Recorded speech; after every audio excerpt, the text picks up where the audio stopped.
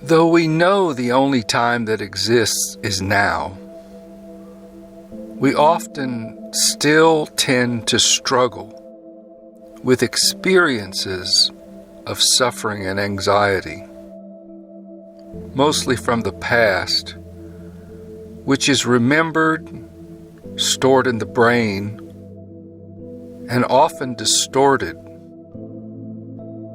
This recalling of the past and anticipation of an imagined future is where our pain comes from.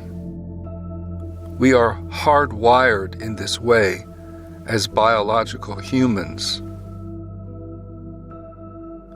And yet, there are subtle ways to work with meditation as a way to escape the torment of self. It's only in the past and the future where a sense of self resides. Right now, right here, there is no self, therefore no problem. In the Tao Te Ching it states, "Stop talking and end your problems." I would add to that, stop thinking and end your suffering.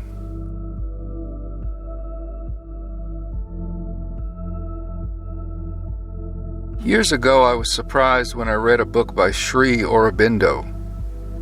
There was one passage that stopped me in my tracks, where he simply said, "You can always reject thought."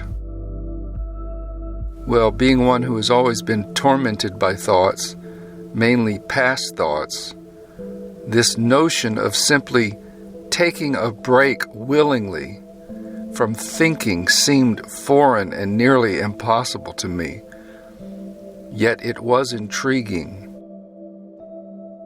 Recently, I read a passage from the book Falling into Grace by the modern meditation teacher Adyashanti. He writes in a section called The Disappearance of the Past. Just for a moment, let's say a few seconds, let yourself stop thinking about anything, about yourself, about others, about the day. Just let your mind become quiet.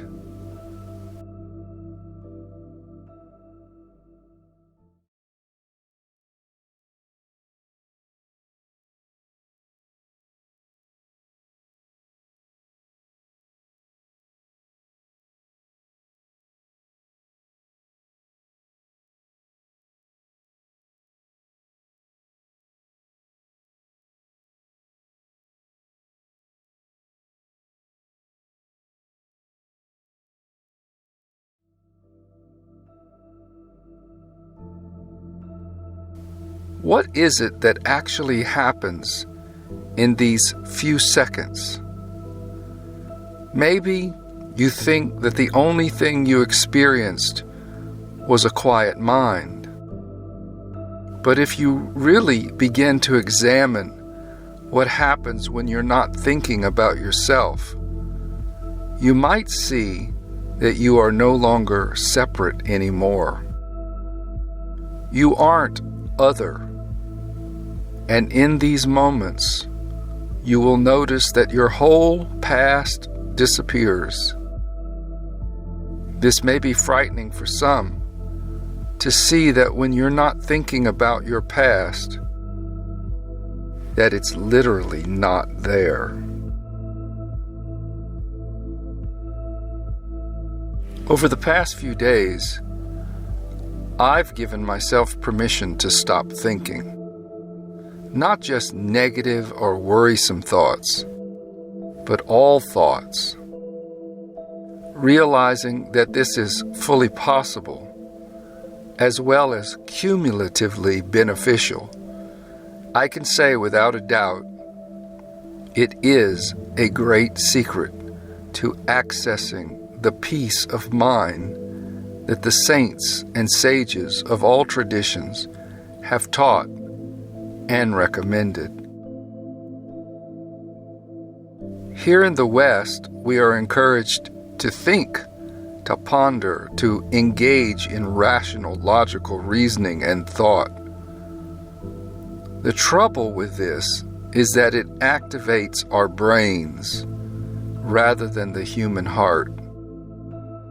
And the heart, as more and more people are now beginning to realize, is indeed the source of a greater level of wisdom and intelligence than the human computer brain.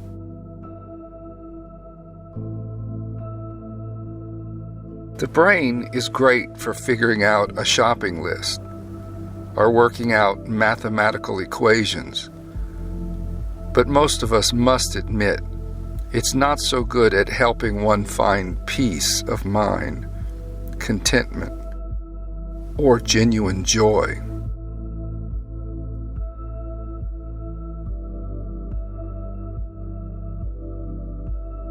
This can only come by feeling, embracing the inspiration of nature and mystery.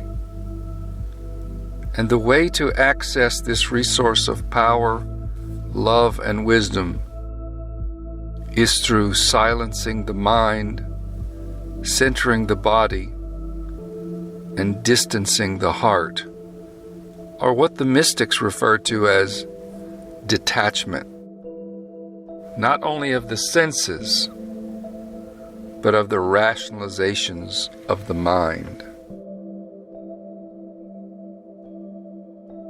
I call this the 10-second enlightenment. If you don't like the word enlightenment, then call it liberation or freedom. If not freedom, regard it as 10 seconds of peace. If the word peace is uncomfortable, call it a moment of rest. In truth, these are all the same thing.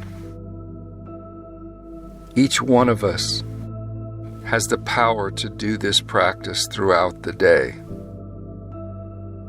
True spirituality has little or nothing to do with beliefs, memorizing scripture, mystical stories, or worshiping deities or idols. The ancient knowledge is concerned with only one thing: experiencing direct communion with the living current of life. It is this life force energy that created us. It sustains us. We are always profoundly connected to it by an unknown, mysterious source.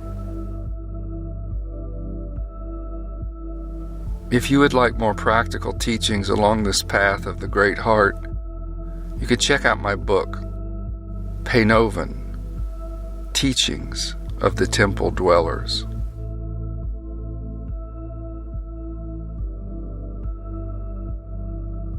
And as always, peace be with you.